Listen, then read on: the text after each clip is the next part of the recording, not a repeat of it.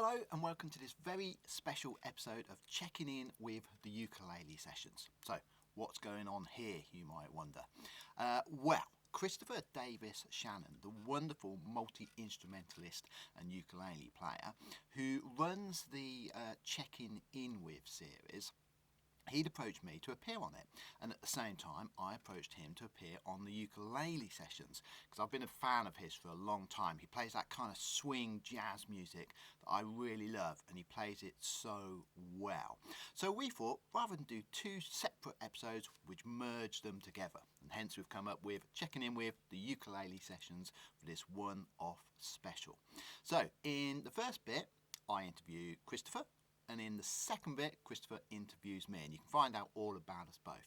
In between that, we thought it would be really fun if we both played the same piece, because we both have very, very different styles. I mean, I'm a real admirer of Christopher's playing. You know, he's very, very fluid in his playing. He's also a great singer, and you can tell from the other instruments that he plays, you know, that he plays the double bass as well, and many other instruments. All these wonderful influences coming together. But we thought it'd be fun if we tackled the same piece. So we picked a piece that we both really love called Autumn Leaves. And it really is quite interesting to see how we both tackle it so differently, the same piece. So sit back, enjoy this special episode of Checking In With the Ukulele Sessions with Christopher Davis-Shannon and myself, Paul Mansell. Hi Chris, it is lovely to see you. Hey, Paul, it's lovely to see you as well. How you doing today, man? Yeah, I'm doing really, really well, thank you. I wondered if we could start by chatting a little bit about your childhood and how you got into music, Christopher. Well, I mean, I was born into it to an extent. My mother's a professional musician. She's actually a retired public school music teacher now. She sings and plays piano. My brother's also a fabulous pianist and singer. And so I was a little bit stuck. We grew up with a piano in the home, so I got to play around on that. And then I took up clarinet when I was about 8-9 years old. That was my primary instrument for years, were reed instruments, until I was about 13, 14 or so. I picked up guitar because, you know, we all have to start a rock band when we're in high school. It's a rite of passage in America to start a very terrible garage band, which we fit that bill, but we were entertaining. And I still, you know, credit that band that I played with in my teenage years for learning a heck of a lot about stage presence and performance, not so much about music. But you know, as you know, especially at like festivals when you're playing theaters and such, that's just as important as playing music itself. So, you know, certainly not time wasted and time hanging out with my best friends. So I was the guitar player that ended up swapping to bass because everyone needs a bass player. And if you can play guitar, you can play bass. Don't ever say that to a bass player, but as a bass player, I can say that.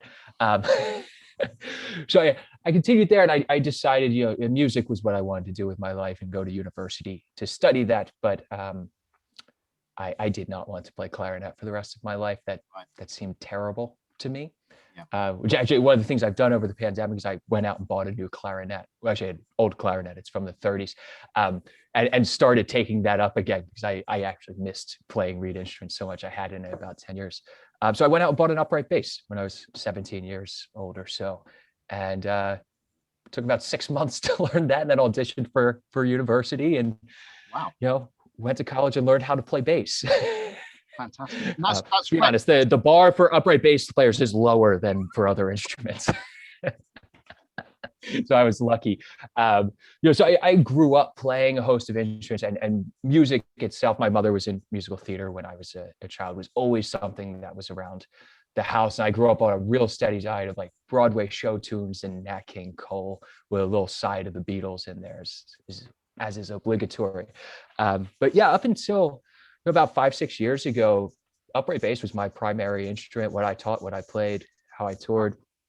And then a few years ago, my brother, as I mentioned, is also a musician, as is his wife. And their two young daughters that were 4 and 7, I believe at the time, wanted to pick up an instrument. So they called me and asked what would be an appropriate one. They had a piano in the home, but they wanted to try something else. So I suggested ukulele on a whim, which we'd always had one laying around the house. My father had gotten my mother this Mouseketeers ukulele, Oscar Schmidt one. Not the best way. She still has it. I play it every time I go over to her house. So I'd play around with it occasionally and figure out the chords that could transfer from guitar. And I said, how about ukulele for the girls? There'll be a nice easy one for them. It's not as stressful as guitar to press down the strings, and they'll get a sense of harmony and gratification really fast, being able to play a few chords right off the bat. So I went out, bought them ukuleles, and taught them for a little bit, and then I kind of fell in love with the instrument, because before this I had thought it was just a ukulele. It's just a tiny guitar that you play. And then I ran across old videos of people like Royce Beck and George Formby and Art Fowler and all these, and Ukulele Ike, my gosh, Jiminy Cricket himself, and watch these right hand techniques. I said, there's something here. This is actually a completely different instrument, and I should learn it as if I'm learning a completely different instrument. So I went back and kind of started from scratch there, because I wanted to make sure that I did not play it like a tiny guitar as I had been doing previously, and give it the respect that it deserves. And now that's pretty much all I do is play ukulele at this point. I tour with a rockabilly band, playing upright bass. I do jazz casuals around town and such. I still do play a lot of bass, but vast majority of my work is now ukulele, and it's much easier to travel with than the upright bass. So I'm not going to complain about that. Yeah, I can imagine. And how did you go about teaching yourself? Did you have lessons? Did you get books? Did you just watch videos? How did you go about that? It was mostly watching videos of the old masters, of Smack, of Formby, figuring, and the joy of YouTube, you can slow down some of those things. And from there, once you figure out what those techniques are, because a lot of them seem so mystical at first, and then you watch it really close, you go, oh, it's just a 3-stroke Rossiato roll. That's all Smack is doing half the time. We steal so many techniques from, especially Baroque guitar, Renaissance guitar techniques, which set me down that rabbit hole, which is a blast for me, to adapt a lot of those techniques. And also flamenco guitar, we steal a lot from there. So I studied the right hand of people who play Baroque guitar and flamenco guitar, as well as ukulele, and a fair amount of cavaquinho as well, to get some of those rhythmic patterns under my fingers, the other offshoots of the macheta. And from there, really just transcription of the old records is how I learned. And that's my method for learning most instruments, is find the best people on there and figure out what the heck they're doing. Wow, that's brilliant. That takes some skill to do. I'm starting to get a feel as to how you've landed where you are on the ukulele, because I'm a real admirer of your playing. It's very different to my playing, in that I generally can't get my head around what you're doing and how you're doing it, and I love it. And I think that's what I see your style as, kind of old school with a new twist. Is that how you see it? That's what I try for. I'm trying to take those techniques that were so popular in the swing and ragtime era. As I said, Ukulele Ike and Royce Beck especially had a lot going on. And I think, if I mentioned Formby a lot, and a lot of Americans still don't know who he is. I'm working on that, because I think he actually had a lot to contribute on the instrument side. He's known so much as a performer and actor, but he actually did a lot of really interesting things on uke that I think can be taken quite a bit further. And you see people like Andy Eastwood doing similar things today, taking Formby's techniques and really propelling them into the new world. And I try to stay around that. I don't want to be a recreation of those old players. It's been done. I love the style. It's a blast for me to play, but that's not me. I want to do something. So you've probably noticed I do a lot of campanella techniques in my playing, which Smack would not dream of doing something like that. But I think, the first person I saw doing that was Sam Muir doing campanella on there. And then of course I found John King after that, and incredible. Playing bass, you can work in all of these modern techniques. Campanella's not modern by any stretch. It's another old guitar technique. We can borrow a lot of these things, and they really complement the instrument well. So I've done my best just to build up all these different techniques, pulling from different places to create sort of my own style, but with a firm foundation on those early mainland US players from the 20s and 30s. Yeah, I think that's the great thing about the ukulele, because I think if you play guitar, if you play classical guitar, you tend to stick to one style, and there's kind of, in inverted commas, right and wrong ways to do it. With the ukulele, Yes. I love all these different styles that you can bring in. Funnily enough, I noticed the other day you had on your great show Matthew Quilliam, and he's another guy who is a bit similar playing style to you, actually. Yeah. Merging quite a few different styles. I pick up a little bit of Django Reinhardt in your playing. There is a huge obsession there. I do play bass and rhythm guitar in a Manouche jazz band on the side. That is one thing I do. And my quartet, which unfortunately we've not played as a quartet in an entire year now, is me on uke, doubling on guitar. But I play all Piedmont style guitar, alternating bass, thumb, Atkins style playing is what I play on guitar, as well as tenor guitar. And I have a violinist, upright bass, and a gypsy jazz guitar player. And that rhythm, the La Pompe, is everything to me. That's what makes people dance, and that's what I want in music. I take a lot from Django. We've actually been talking about bringing my guitar player on for a lesson on my channel to really truly adapt La Pompe properly, because he's a true master of the style. I'll never be on his level as far as guitar. He has devoted like to that style of playing, which it takes. It's such a complex style, and it's such a stark contrast from so many other things that we see.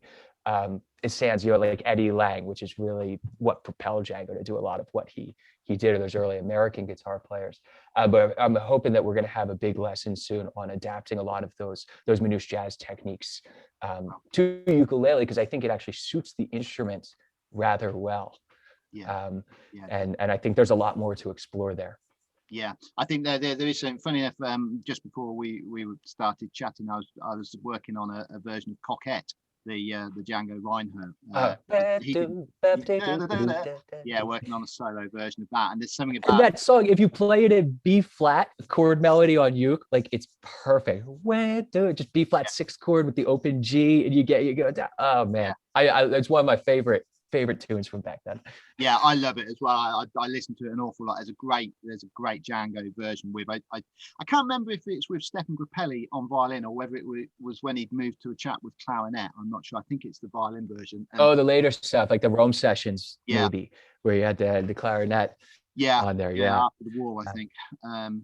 There's a great, speaking of Coquette, there's a great so that tune was written in 26, I think. Okay. And in 25, Irving Berlin wrote a song called Coquette for a movie of the same name, which was just one of those lost songs. No one plays it really, but this beautiful waltz. You should check it out if you have a chance. There's only a few recordings out there.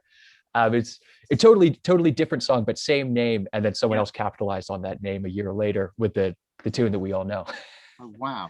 I shall look out for that. Thank you. So moving on a bit from your sort of playing style, I wanted to talk about your songwriting and music writing. When you're sort of looking at writing a piece, be it sort of a song or an instrumental piece, what's your angle of attack? Do you sort of pick the uke up and do you noodle, or do you write it on a different instrument, or is it in your head? What's your sort of method of writing? It depends a lot.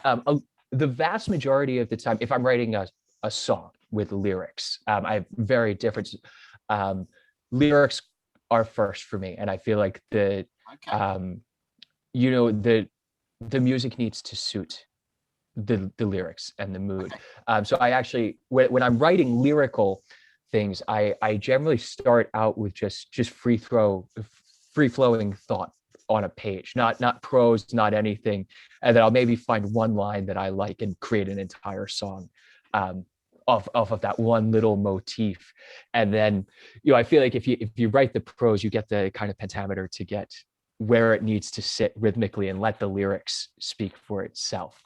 As when I'm writing instrumental pieces, so actually when I studied at university, I did 6 semesters of classical composition along with upright bass. So I have a fair background in there, and that does inform a lot of what I do. But I try to keep mostly with, melody wins over everything. I always think back to the joys of Antonio Carlos Jobim, that he writes these beautiful melodies and then harmonizes them in ways that you would never dream of in a million years. And if you look at a lot of it on paper, you go, well, that's dumb. And then you hear something like Aguas de Marco that starts out on a dominant seventh chord over the seventh. And you're like, oh, that's a terrible, but the way that he resolves E major seventh in like the fourth bar, and you're just like, ingenious, because I feel like all he was doing was thinking about the melody and harmony, and everything else follows what a beautiful melody is doing. And there's a lot of different ways you can treat it. And I've actually done a number of rearrangements of like indie rock popular tunes in Jovium style harmony on guitar, and do like bright eyes, as if Tom Jovium had reharmonized it. So when it comes to instrumental writing, melody's everything, and a lot of that does come from my head, because I feel like each instrument causes me to play different idiomatic things. Be it whether I'm playing banjo or tenor guitar, regular guitar, or piano, or clarinet, or uke. They all force me into a different melodic space, but a lot of my melodies come from when I'm just driving or walking around and singing to myself. And I think that's my like natural way of doing it. I go down, I get one motif, and then build upon that concept and see what comes out. And 9 times out of 10, it's terrible, and sometimes you get something nice. Once you've got a melody in your head, you then start kind of basing chords behind it and bass notes, that kind of thing, triads, etc. Yes. Yeah, so I go a lot. I mean, as a bass player, I've melody and then bass is next. So I think about how can we do a good like counter melody in the bass, and make that logical, and then we'll deal with the rest of the harmony later, and then creating tension and all of that. So I think the overall harmony generally comes last. It's melody, bass, then fill in the blanks, and that could be a lot of different ways. If you have a C in the bass and an F in the melody, we've got a lot of choices for how we can harmonize something like that, depending on the mood you want to create. Yeah, and in some ways it is challenging with the uke, isn't it? Especially if you're playing a reentrant. You've only really got the 2 octaves, so sometimes you're not going to come up with something like Bach, because your bass realistically to go in the opposite direction to do some counterpoint is really tricky on the uke. Yes, unless you're playing low G, in which case you can get away with those things. And I only play reentrant. Well, I shouldn't say only. Occasionally I'll put a low G on there for fun, but almost entire. And that's one of the joys of ukulele to me, is that constraint of an octave and a half effective range, which is silly on any other instrument. You think of having that limited of a range, but it forces you to think about things completely differently. Because you think about bass as not. I never think about the inversions that I'm playing on uke, where on guitar I'm very conscious of the chord inversions that I'm playing, because I have bass movement in there. Where in uke, I'm like, well, if I have a bass player, the bass player will fill in the blanks. I don't need to worry about this, which creates quite a bit of ambiguity, which my band just loves when I throw new tunes at them and they go, well, is that a diminished seventh, or is that a dominant 7 flat 9? I'm like, well, can't you hear it? Yeah.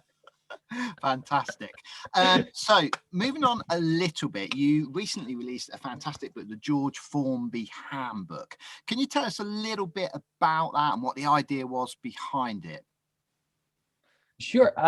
So I mentioned earlier, Formby came kind of early on in my uke journey. It's just been suggested to me by one of my students, actually, and I really fell in love with his right hand. The left hand, there's not a whole lot going on in there, but the right hand, and the first time I learned the split stroke, I was like, oh, this is cool. And then I got a hand of from a library in Hawaii of Ernest Cay's first method book from 1913 or so, and he describes the same exact pattern in there. And it's also in Roy Smeck's first method book. And if you think about, the reentrant tuned uke kind of opens up that possibility of playing melodies from on against the 2 outside strings. While other people did it early on, Formby was the one that perfected that. I mean, his variations and the way that he would displace the accents throughout these patterns and the way that he threw in triple strokes was like nothing anyone else was doing.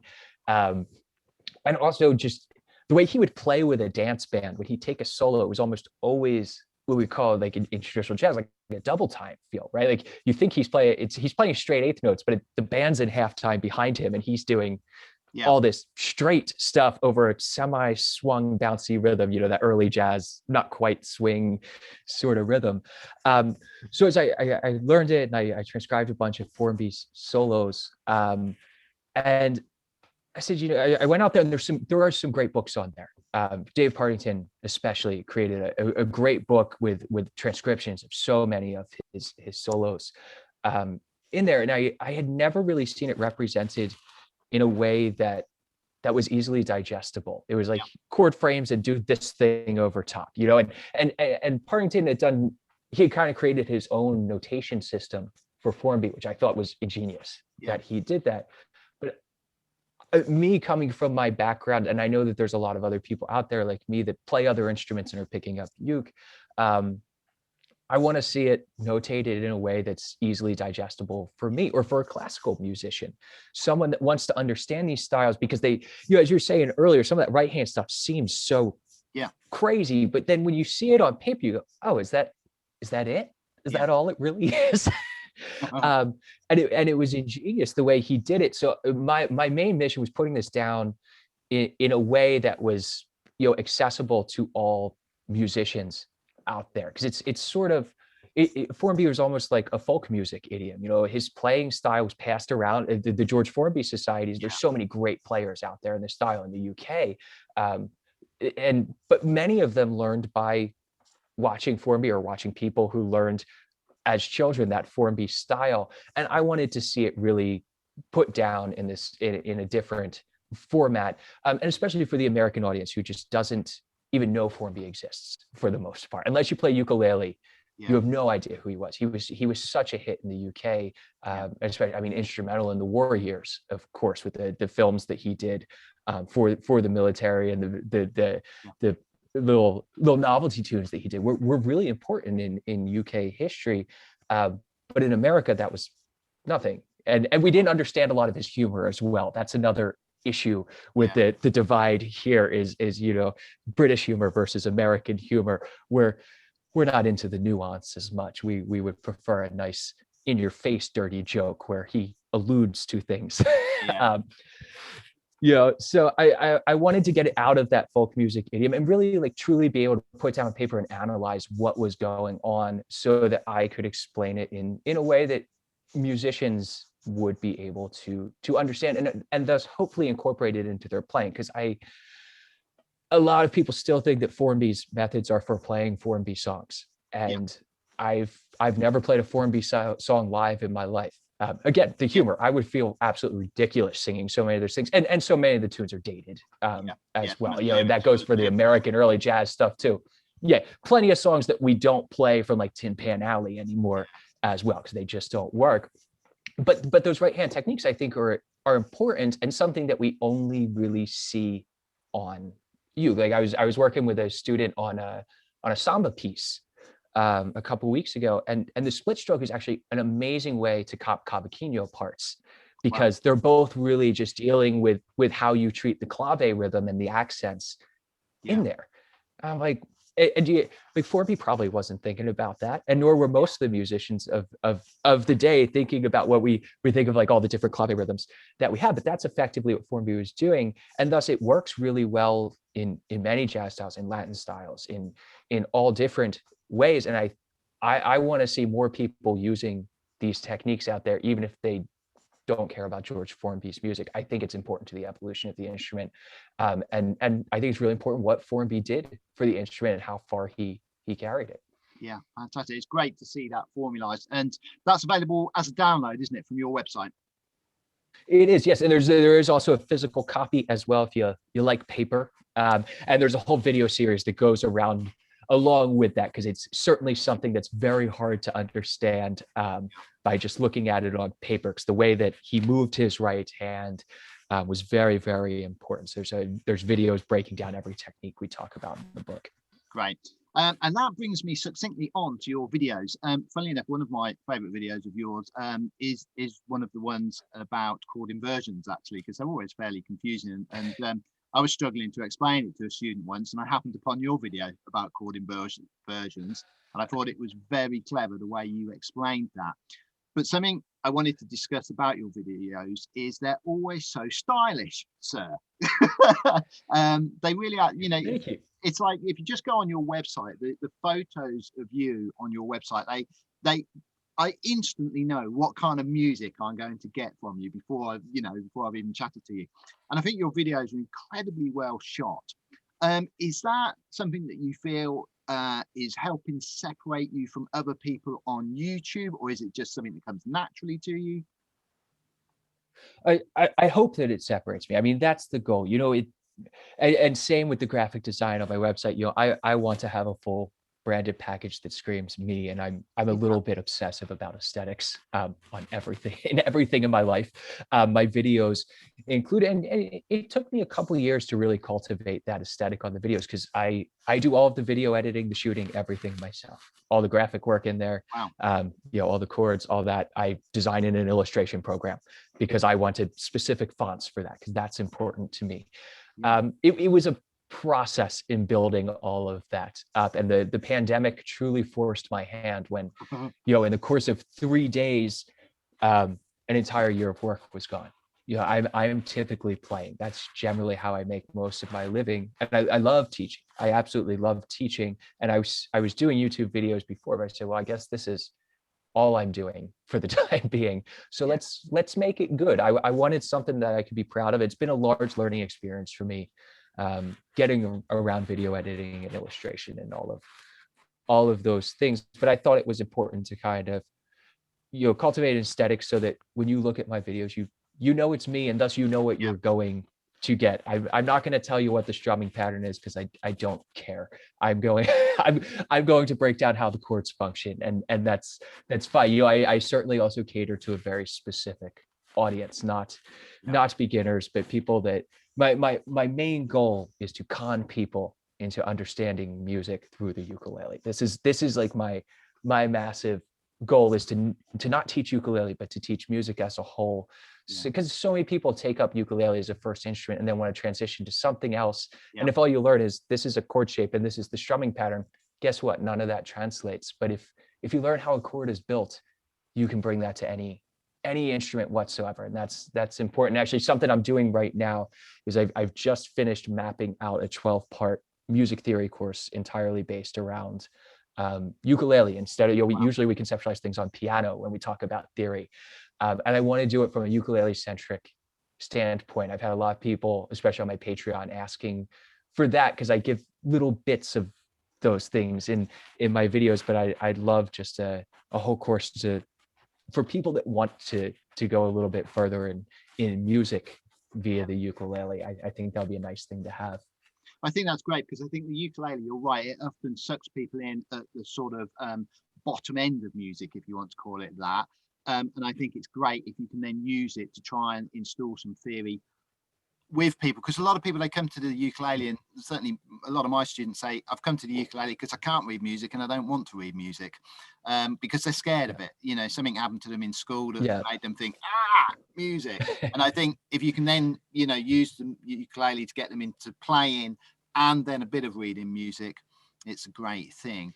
Absolutely. And one thing I always stress with my students is that, you know, when you're playing ukulele, and this goes for guitar as well for me, is that Western musical notation is not gospel by any stretch of the imagination. Like a lot of, I see a lot of people that kind of look down on tablature, and I go, well, tablature was invented for fretted string instruments before we had regular, like it's very important. It tells you exactly where to put your fingers. So like, you should learn to play, you need to learn to read tabs as well as notation, because they both give you different perspectives. And you know, as someone that writes as well, when you're composing, you want to give people the most amount of information so that they play it as you intend, right? And that's hard. And I feel like just having notation can't do that. Just having tabs can't do that. But the two together give you a much better picture. So I think ultimately most people get to a place in their ukulele journey that they need it to really further themselves and to be able to communicate their ideas better with other musicians. That's always my big thing, especially with theory, is, you know, it doesn't make you more musical, but it lets you tell people what you want a lot better and a lot more succinctly. And that's important to have a means to communicate. Yeah. I mean, I think one of the great things about the ukulele is that it uses tab and music. It's the only instrument that does that. You know, if you're a classical guitarist, you tend to look down on tab, which is stupid because, like you said, it was around before notation. And I love the fact that with the ukulele, it's accessible because you've got the tab, but you've got the music there as well. So you can indicate to people, listen, this is your tab, but have a look at this. We'll slowly go through it. Now, in this wonderful episode of checking in with the ukulele sessions, this merger of two things, there's a question that I always ask people that I'd love to ask you. So you're going on a car journey, Christopher, and you can go with anyone, past or present. I want to know what car you're driving. I want to know who would be your passenger. I think I've got an idea on that. What would be on the stereo? You'd be surprised. Okay.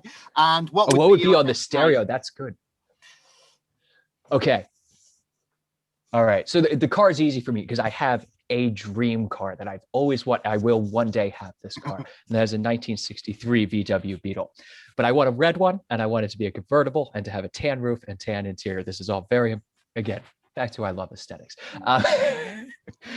So this has been a long running thing, but 63 one, because that's Herbie the Love Bug is a 63 Beetle. I had a red Beetle. I had one. I had my first car was really? a red Beetle. Yeah.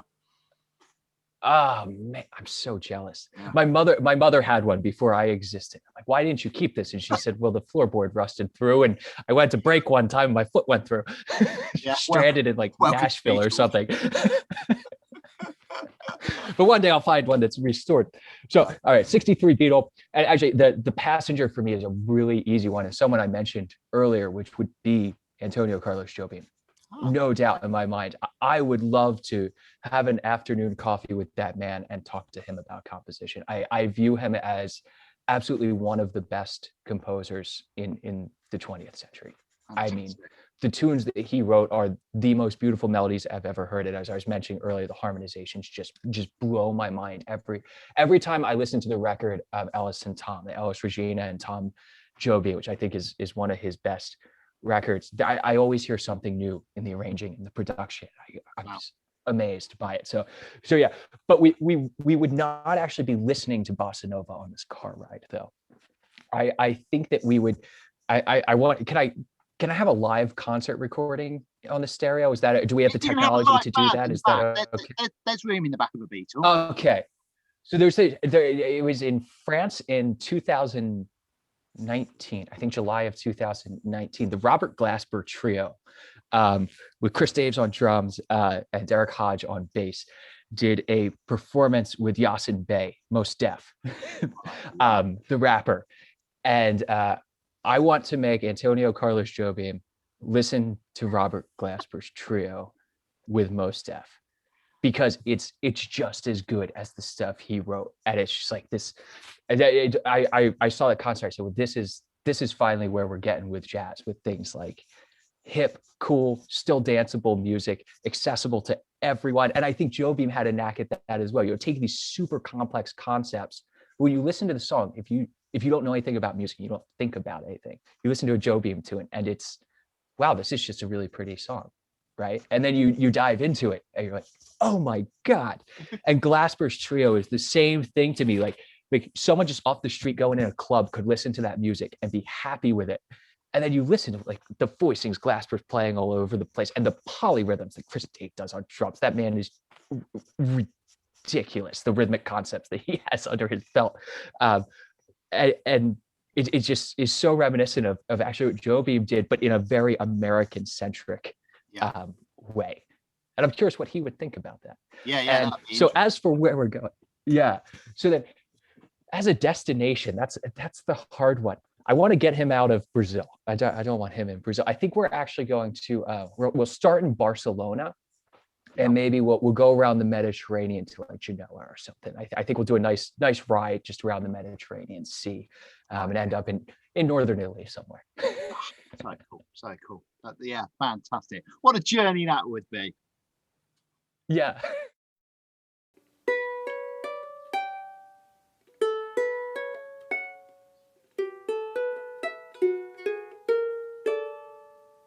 The falling leaves drift by my window. Those autumn leaves, red and gold. I see your lips, those summer kisses, those sunburned hands I used to hold. Since you went away, the day grows long, and soon I'll hear old winter song. But I miss you most of all, my darling, when autumn leaves they start to fall.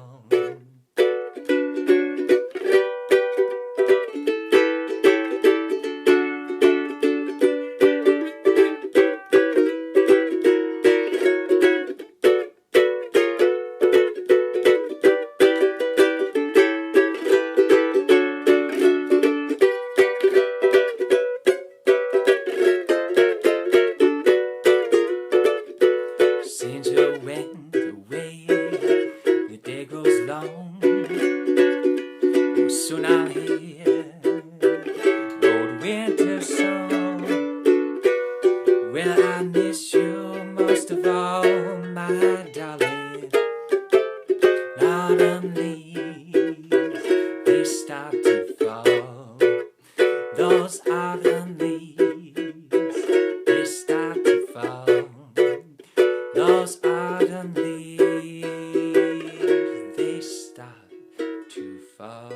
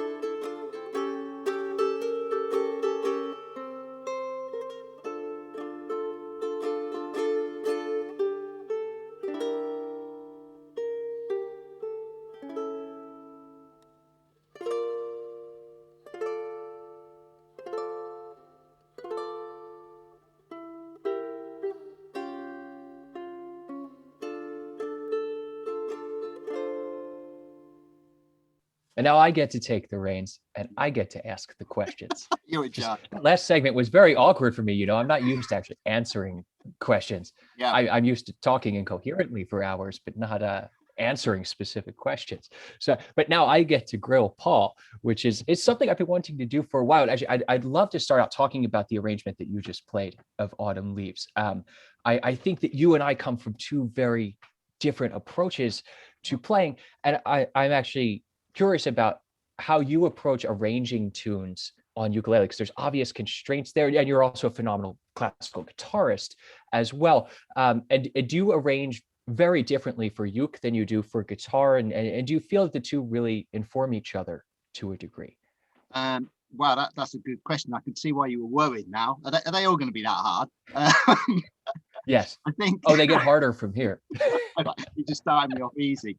I think with Autumn Leaves, I pretty much took the melody that you would sing, then put the chords behind it, and then merged the two together and came somewhere I'm always aiming for a Lyle Ritz kind of thing, but I never quite achieve it. In that he would do in certain examples, every chord he played had the melodic note in it as the main note. And I think there's an example of his Fly Me to the Moon, where literally every chord, almost on the top line, the melodic note is played.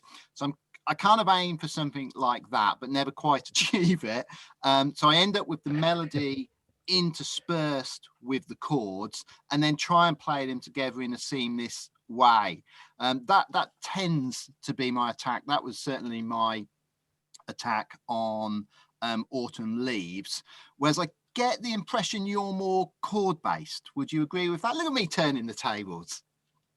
Yeah. I thought I was asking the questions here, Paul. No, very, very much so. And I do much the same with the Lyle Ritz stuff is doing a lot of chord voicings that keep the melody on top all the time, which is obviously not always possible, depending how much range the melody has, which can be, one of those fun things about playing with octave displacement with the melody and things like that, where we're physically incapable of playing the melody what we would call correctly, and I love that about the instrument. But I also love to play with the melody and not play it exactly how it was. I mean, Sinatra was a master at not exactly doing the melody as written all the time. You think about his version of You Fly Me to the Moon. That's he always is playing around. So I feel like once you establish the melody, you have a little freedom to do what you want. Well, yeah, that's interesting. Would you? Sorry, go on. No, go ahead, Bob. One of the things that I teach people when I'm teaching them to do sort of lead and rhythm, I often say to people that you don't need to play every melodic note. The brain does this wonderful thing. It's like you and I are having a conversation. If I miss out certain words, your brain fills them in. And I do that when I do these little sort of group sessions. Absolutely. I have a version of Somewhere Over the Rainbow that I arranged. And because I did it sits really well in C, except there's one note you can't play because it goes too low in the range. But if you don't play it, it sounds like it's there. And that was the first time I figured out. There's years ago I arranged that, and figuring out that concept that the brain fills in the blanks and does it with harmony as well. We were chatting before about not having a lot of bass movement with re-entrant uke and such, but the brain kind of fills in a lot of those partial chords. And even if you play, say, a G7 without a G in it, your brain goes, oh, it's a G7. We're going to go back to C, right? Yeah. It's something I love about uke, how you have to trick some things into happening. Yeah. I teach a version of Love Me Tender by Elvis, where I play the lead and rhythm at the same time, but I purposely miss out some of the lead notes, the melodic notes, but people's brains fill it in. And yes, you're entirely right. We use that to our benefit, don't we, really? When it comes to sort of arranging other pieces, I tend to take guitar pieces, classical guitar pieces. I then have a rough bash at just playing them on the ukulele the same as you would on a guitar, so just dropping the bass notes. If that works, I will stick with that. So for example, if I'm playing something in D on a guitar, I'll play it in G on a ukulele, but play it the same way. And then I will start to think, okay, so I can't get the bass notes. As a general rule, I will replace bass notes with chords. So if I was playing a classical guitar piece, and the bass is quite important for adding a pulse, for example, if there's a pulse on 1 and 3 in 4/4, on 1 and 3 I'll try and put a chord. And I would say that's a style that I pretty much stole from Colin Tribe. He's a fantastic arranger, and I kind of went down that road because I think it works. If I find that if I just pick up a ukulele and play a guitar piece and it doesn't work like that, then I'll start looking at other keys to put something in. It might be that then I'll get the actual sheet music and think I will actually play the notes on the ukulele and then work it out from there. Or it might be that I'll have to shift it up or down a little bit. It's unusual for me to change keys. I think in my new book, which is coming out in fall, with Mel Bay. I think that's got about 4 key changes in it, and I'm almost thinking of a couple of the pieces doing in 2 keys so that people can see this is the original key and this is the ukulele key that I think it works better in. Yeah, because you'll get eviscerated by the classical guitar audience by doing things in the wrong key. You know, that's an issue. It happens in the jazz world as well. You play, I've called pieces and people call for they go, oh, we're doing it in F, right? I'm like, no, I sing. We're gonna do it in E flat. We hate you. Yeah. It's wrong. It's gospel. It should be this key. Yeah, well, it's funny because some of the Tarraga pieces, there was a Tarraga piece in my first book that I did, and it's known as Etude in E minor. And I put it in A minor, and then to call it Etude in A minor, you almost feel like a heretic. Yeah. We're Smack's melody in F, not in F. yeah. If he can get away with it. You think things like that. I mean, yeah. I mean, well, and that's one of the things that I have always run into in you, because unless it sits just perfectly in the original key, you have to transpose to get it to fit right because of the limited range, and getting used to finding what those good transpositions are on ukulele is really a big part of playing the instrument, because we have good keys and bad keys, which every instrument has. Let's be honest. You know, guitar players love E. Yeah. I hate E. It's the worst key. I don't know why you guys play in that all the time. But obviously on uke, how often do we play a piece in E? Yeah, almost never. Right, because it doesn't work. We get C, F, G, B flats fits pretty darn nice, I think, on uke. Others might disagree with me on that one. Yeah, but again, just working within the constraints of the instrument, where when you're arranging for classical guitar, you don't run into those issues, right? So do you feel like that you have more freedom when you're arranging for guitar versus uke, or do you feel that uke presents you challenges that actually make you think more about the piece and how you're treating it? I think there's more challenges in some ways on uke because, for example, you know, like we were talking about earlier, if you're doing a Bach piece on uke, that you got to think about it. It was probably originally written on a harpsichord, then somebody at some stage put it onto a guitar, and now I'm putting it onto uke, and other people are. And yeah, you've got to get around the fact that when it was written on a harpsichord or a Lutenwerk, you're talking 6 octaves, and you know, then all of a sudden you've got to cram it into 1 and a bit.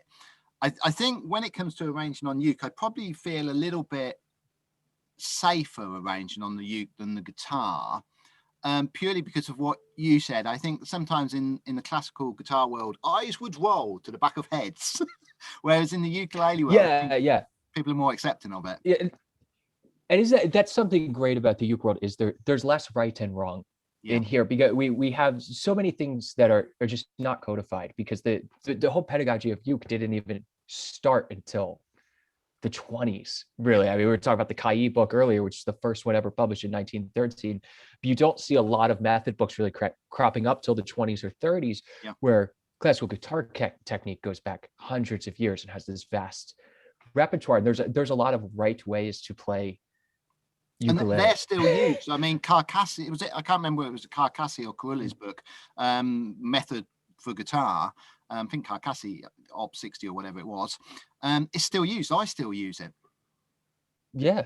So there's all that history. Yeah, that's the thing. We don't have many corollaries like that in the uke world, right? Like, you don't have those old standard pieces for repertoire, which is weird. And actually, when I was talking to Matthew Quilliam a couple of weeks ago, I was asking him in the interview what he was studying at university, what was on his music stand. He goes, well, Paul Mansell piece is back there. I was like, oh, really? So this is it. You're creating the new standard repertoire for ukulele, which needs to have, and Sam Muir, of course, needs a nod on that as well. She has a lot of amazing things going on, and new pieces. And Matthew himself is writing a lot of new pieces. Yeah.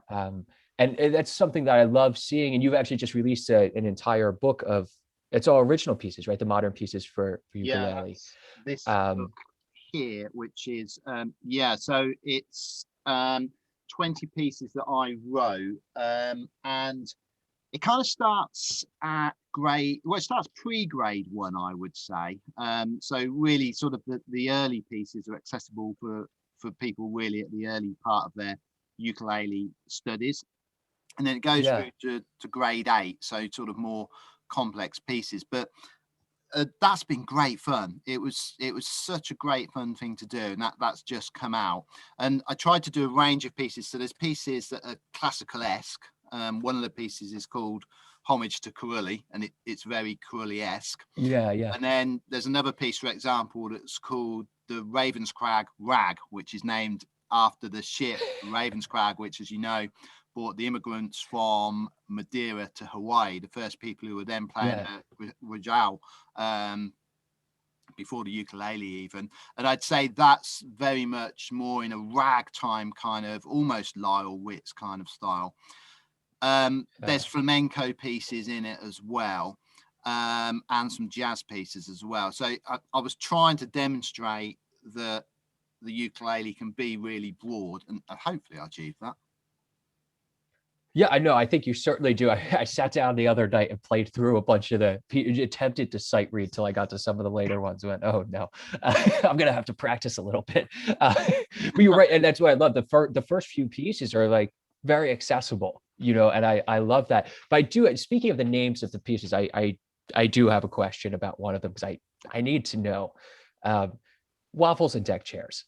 Yeah. Why? And do you know what? There's a funny thing about that. Someone noticed. There's so far I've only noticed one mistake in the book, because as I'm sure you're aware, when we do these books, there's always a mistake that comes out. And Always. Someone has noticed the mistake that on the video it's called Deck Chairs and Waffles, and in the book it's called Waffles and Deck Chairs. And do you know what? I wrote it when I came back from the beach one day, and it just seemed happy, and that's just it. I kind of just came up with that sort of whimsical thing that it made me. You're just sitting on your deck, like feet up, eating a waffle. That's what I'm imagining? You have like a ukulele in your lap, just kind of playing, eating a waffle. Yeah. People were feeding me waffles from between their toes. Oh, this is like a Greek god kind of thing. Instead of grapes, you have waffles coming down. Yeah, and they were wafting me with leaves, that kind of thing. Oh my. I'm in the wrong country. It sounds a lot more fun over there. That's literally how my life is every day. Just play a little bit of ukulele on the side, but it's really all about waffles and hanging out on the deck. Yeah. What spurred you to write an entire book of original pieces? So you have a bunch of books out there doing arrangements of a lot of classical guitar music. You have and so why finally an original one? Yeah, thanks. That's a good question. So I've done a book of classical guitar pieces mainly that were then arranged for ukulele. I've done a book. I think I've got it here. This book here, which this is like really easy songs, one chord songs and that. And then I did a book of duets with Tony Mizzen, and that again was classical pieces. And to be honest, they were driven by the publisher. The publisher pretty much said, you're going to do this kind of songbook that is aimed at kids. The book of duets was mine and Tony's idea. So the previous 3 books had all been via a publisher, Kevin Mayhew.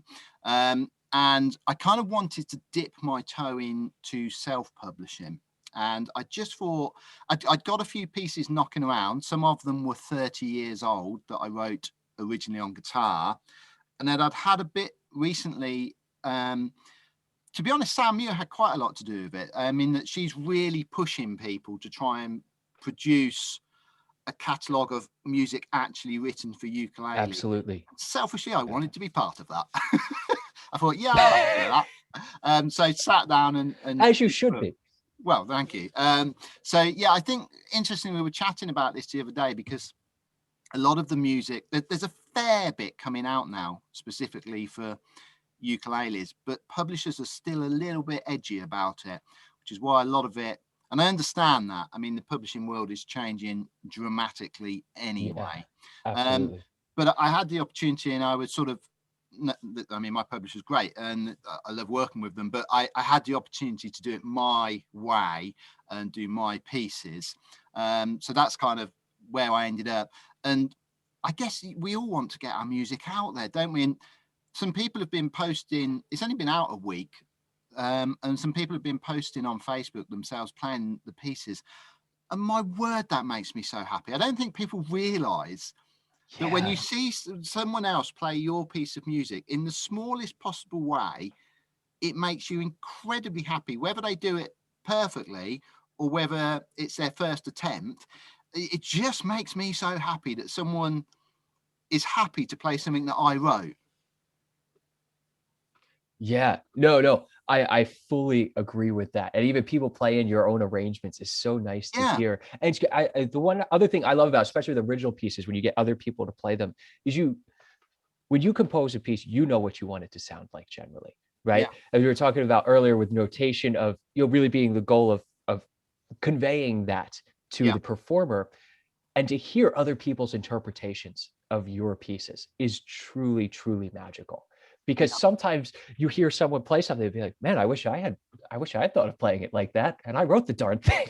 Yeah, that's so true. Do you know what? That's already happened on a couple of pieces. There's one piece, actually, Homage to Corelli. And one of my students, I was teaching it, and they played it a slightly different way. And I was like, why didn't I think of that? Yeah, you're like, darn it, that was good. That was good. Yeah. It's like the And meanwhile, I was doing a piece. I was playing David John Roche's one of his new pieces a couple weeks ago, and I was, which if anyone hasn't checked that out, I got to get him on sometime to talk about ukulele composition. He's doing some great pieces. I played one of his pieces, and I changed a bunch of the fingerings. I added some campanella to it, and just some of the chord voicings I wanted to change a little bit. And before I posted it, I had this like fear in my head. I'm like, what if the composer gets mad at me for doing wrong to his piece? And then we're talking about it as if like we want people to mess with it, right? It's so true though. Funny enough, I played a piece by Choan Galvez, and he's a great composer. I love Choan's pieces. And I played one, I think it was called Nana Paramea, and I added a couple of harmonics to it. And for the astronaut, that's the astronaut book, that's right? it, and I mean that's a beautiful. It's my favorite of his publications. It's great. It mixes jazz and classical. He's got these beautiful chords in there, and I added a couple of harmonics, and I thought, I hope I haven't offended him. So Choan's just fun to mess with anyway. Just take his pieces, have liberty with them. He is such a prolific composer, though. The amount of work that he has put out in the past year and a half is mind-blowing to me. It's like he's composing a new piece every day. I don't know how he keeps up with it at all. Because I certainly can't. I have to like drink coffee, and that takes time, so I can't be composing pieces all day. But I want to hop back to a book that you mentioned a little bit about ago, and that's your 1 and 2 chord song book that's for teaching in the classroom. And you said that's something your publisher wanted you to do. That wasn't necessarily something that you came up with. I didn't come up with that. That was the publisher's idea. So after we'd done classical uke, after that had sold 5.5 million copies, they obviously wanted. We should do another one. I wish it had sold that many. They wanted Kevin Mayhew, the publishers, are very much in schools, and obviously that's quite a big market, and they're sort of, they're a business at the end of the day, so they have to make money, and they saw a bit of an opportunity for a book. In England, there's no real standard book in schools yet. So in the US either. I think Canada's the only place that really had it with the Doan method. I think you're right. So initially I kind of wrote a book on fingerstyle ukulele, and they sort of looked at it and said, go away and do it again. So I went away and sort of came up with these songs. One of them, can you play me a C? Can you play me an F? Can you play me a G? Kind of thing. So they're all sort of teaching kids, and they're fun, and it was great to do because the engineer is a really, really good musician, so he did all the other instruments on it, and it came out really well. And it was fun, and it pushed me in a different direction because I probably hadn't written songs for 10 years. And as you know, in some ways, writing a 1 chord song is actually pretty hard. Yeah, it is. How do you make a catchy melody Mm, with only that much harmonic information? That's exactly why I wanted to talk about this book, is to talk about the compositional process of writing these tunes, because it's such a stark contrast to everything else that you yeah, do. yeah. um, and what was your Effectively, thought process when you were doing this? I mean, effectively, the process was the publisher laid out, they wanted it to move forward it start with one chord, then two chords, then three chords, so forward. So the book literally starts with the first song has one chord in it, the obvious chord being C. And as you know, it becomes fairly evident what the right order is realistically if you're thinking about the sort of Yeah, circular fifths or whatever. You don't want children playing a B flat to begin with, because it's just, it's going to annoy them and put them off. So it's got to be accessible. yeah, They then wanted initially the first song to be in 4/4, second one to be in 4/4, then 3/4, building up to the latter ones being in 6/8. So they'd given me a fairly clear structure and parameters of what to do, and then they just let me loose and said, "Go and write these songs." And that's odd, because previously, if I've been in bands, no one's going to turn around to you and say, "Here, mate, do something in 6/8." So to to have that was weird. Your bandmate, when you're in a rock band, your bandmate's not going to turn around and say, "Oh, do you know what? Can you do something in E for next week?" So it was yeah. quite odd to have that. So a couple of the pieces I wrote with a colleague of mine, Alex Biggs. He's a great percussionist, great drummer. So we got together and wrote a couple of the pieces together. And some of the other pieces, I would literally just sit here with the two chords and then try and come up with a melody above it, sticking to those chords, try and get the melody as catchy as possible. And people have been really kind about the book. They've said, there's some real earworms in it. And I've had lots of people approaching me about whether there's going to be a follow-up, which I don't know at the moment, because, COVID has changed everything, and the publishing world is going through some dramatic Yeah. changes. But that's a different story. But it was great fun to do, and I've like had videos of people in sort of Korea singing the songs and things like that, and going back, you know, you that's what makes it for me. That if a bunch of children or adults sing your song, it's the best thing ever, isn't it? That people are singing it and it's making them happy. We have this thing in England. There's this wonderful, wonderful not-for-profit organisation called the London Ukulele Orchestra, run by Tara. Oh, absolutely. Yeah, yeah, yeah. Lovely lady, Tara, yeah. really well, yeah.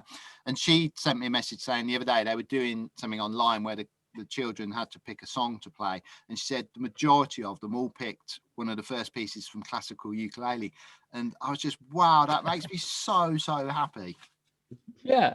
Yeah, that, you spend all this time writing and composing and arranging, and so much of it seems, especially in this period now where we're not teaching at festivals or playing live performances, having no feedback the vast majority of the time is so tough. And when you finally get that, oh my gosh, someone actually appreciates what I do. It's Yeah, a wonderful, wonderful feeling. yeah, yeah. And I think also the world that you and I operate in, the ukulele world, I think it's accessible because what you do here and what I do with the ukulele sessions, there's people that I've approached.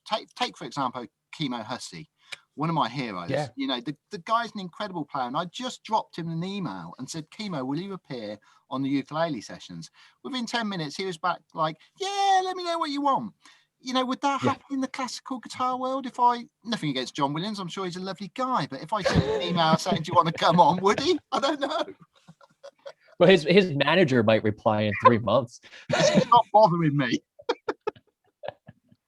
Yeah, no, that's something it has always floored me about the ukulele world, because I've only been here for really for a few years as my full-time instrument. And I've existed a lot in jazz festivals and folk festivals and things like that. And the accessibility of ukulele is flooring. And that's not just all the people who play, but so many of the professional performers are just such wonderful Yeah. people. And there's no pretense, there's very little ego in the ukulele world, which Yeah. is something you certainly don't run into in the guitar world, right? Yeah, yeah, Egos in the guitar world. yeah, yeah, yeah, yeah, exactly. It is so different. I think because it started like that, for me, people like Colin Tribe, Sam Muir, these are amazing players, and for me, I shared a stage with Sam not long ago, and for me, that is such a thrill. It really is to play along someone like Sam, and you just get these opportunities, and I think that then sort of pyramids out, doesn't it? That I like to think that anyone that approaches me about any questions ukulele, and I'm so low in the ukulele pecking order, but so if anyone approaches me, I like to think, and I'll say it here, please do approach me. I will always answer questions about my books or anything like that, because it makes me happy that people care to ask. Yeah, yeah. I think most composers feel that way, right? Like Yeah, just a little recognition means a lot. And some people are like scared to reach out, which yeah, is funny because I've run into the same thing reaching out to some performers and them being like, oh yeah, yeah, absolutely. It's not a problem. yeah, And you think about that, as you said, any other musical world, and it's almost unheard of, this sort of gatekeeping of classical music, yeah, especially, yeah, is something that maybe is slowly going away. We shall see. yeah. Paul, is your education, was that primarily in classical guitar, and then you picked up ukulele afterwards, or did those two instruments evolve kind of parallel for you in No, your life? completely separately. So I was late to the guitar. I picked up the guitar Mm. when I was 16, which is, I think, relatively late. I was incredibly lucky. Had a fantastic teacher at my school, a chap called Keith Learmouth, and got fairly good on the classical guitar. I don't mean as in I'm natural. I am anything but a natural player. But I think I had a lot of good teaching. I kind of my schoolwork really suffered for it, but I had a lot of time to play, so it got to a relatively good standard relatively quickly through no natural talent. Through, I think it was Steve Martin once said that obsession is a great substitute for talent, and that's what I had, and I was completely obsessed with it. So by 18, I was sort of grade 8ish, and then after uni, I didn't do music at uni. I did marketing. I kept on playing, but it was always just in fun bands and that. And I didn't actually pick a ukulele up until I think I was about 40. Oh wow. So you're at this stage, you're meant to say, "Are you 40?" Yeah. Oh, I mean, wow, you look great for your age. Oh, thanks, Christopher. Yeah. So, and actually, prior to doing that, I'd had 10 years off from playing the guitar. Between 30 and 40, I think I only touched the guitar once, and then due to a change in life, I had a business that I sold. I kind of needed a new job, and I thought, you know what, I'm just going to become a musician. What's the worst that can happen? So I started. Maybe this is the worst that could happen. I don't know. I mean, you could be destitute on the street, but besides that, it's Besides it's that, all roses and rainbows. exactly. Yeah. So I started, getting back into the guitar with the aim of sort of becoming a teacher. And then Alex Biggs, who I mentioned earlier, co-songwriter, he sent me a picture of a ukulele in a window and said, do you know, what's that? And I ordered one and it arrived, a little Macala. It's not here. I still have it, a Macala Dolphin. And within 9 months, I'd done my diploma with Colin Tribe. And I must thank Colin, because he was very kind to me, and very nurturing. He kind of, I think he spotted what I wanted to do. And I was very pleased. We have this thing called the VCM, Victoria College of Music. So I did a diploma on the ukulele with them. And that then it all kicked off from there, really. Yeah, that's something that really floors me about the UK is you have institutions that accept ukulele as a real instrument, Yeah, which I know. Well, I yeah, was talking.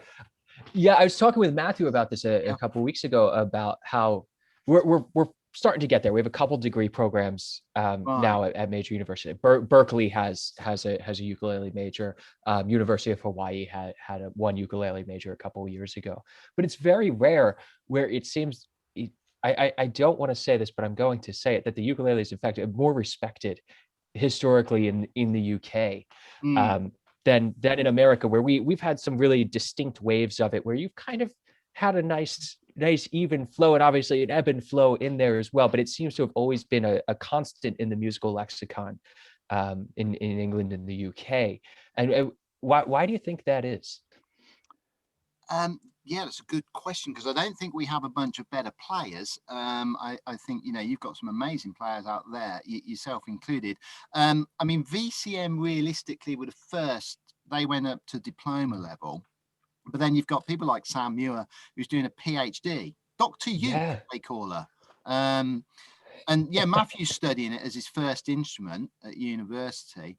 I don't know why that is, to be honest. I can't possibly answer that, but I'm incredibly grateful. We've got Trinity and RGT are catching up with VCM as well. And there's a couple of other exam boards as well. I mean, we still get it here that, if I say to someone, "Oh, I've got a diploma on the ukulele," they'll laugh hysterically and then say, "Oh, for a minute, I thought you said you had a diploma on the ukulele."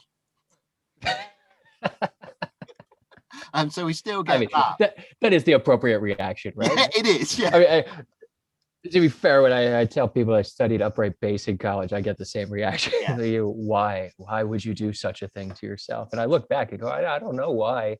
It just seemed like the right decision when I was young. Yeah.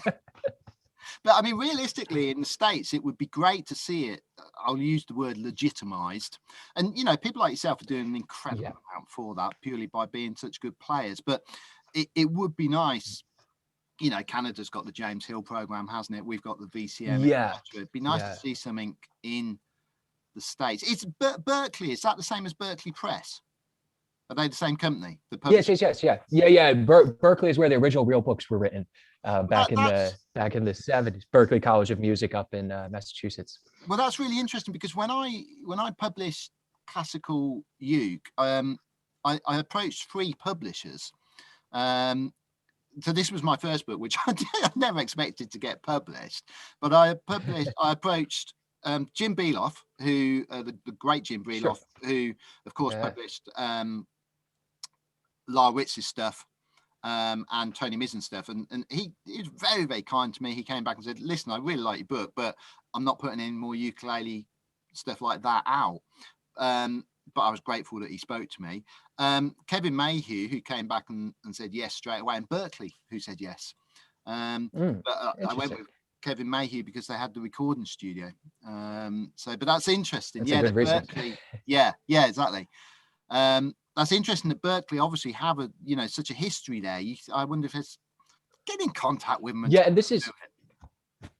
And this is their second ukulele principal, I believe. They had one back in the early 2000s as well, that also majored on uke as their primary instrument, and in a jazz context over there for the most part, which is really odd to see that being legitimized as in jazz as an instrument. Where when I show up at jam sessions, people laugh at me. I mean, for various reasons. It's not just the ukulele; it's me walking into a room half the time. But I love to see that, because I want that to be more normal. And I encourage, a lot of my students, like, go out to jam sessions, go to bluegrass jam sessions. One of my favorite things to do on uke is go play bluegrass with a bunch of fiddle players and banjo players. And it's why not? It's just an instrument. We can do whatever the heck we want on it. But of course you get some sideways looks when you play ukulele. That's just life. But hey, it's the easiest schlep to and from the gig ever. So I'm never going to complain about this instrument. Definitely.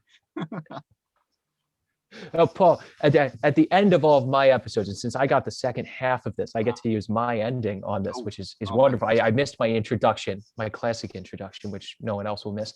But at the very end, I always ask the person I have on to play us a little exit music. So first, I want to just thank you for taking the time. We've been talking for a while. This has been a great chat and really lovely. And I look forward to playing through some more of your pieces and working my way through your new book. So thank you so much for taking the time to do this with me. I hope that next time we get to do this in person, play a couple tunes and have some fun and laugh more about ukulele and how silly it is and how wonderful it is at the same time.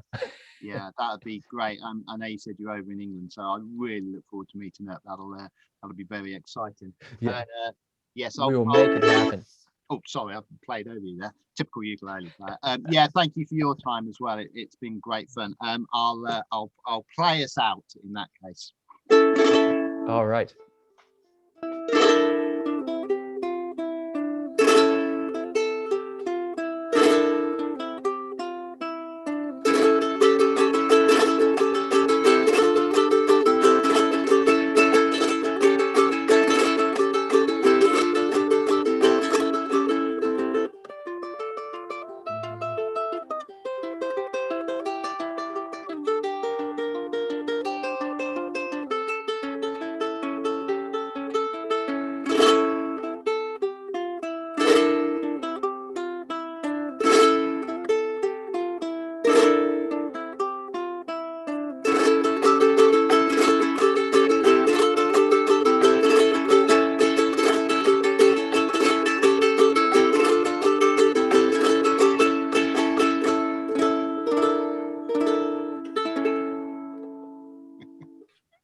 Yeah, man. You know the funny thing, Paul, if you just took that same exact piece and swung all the eighth notes, you'd have every Royce Smack technique you ever needed.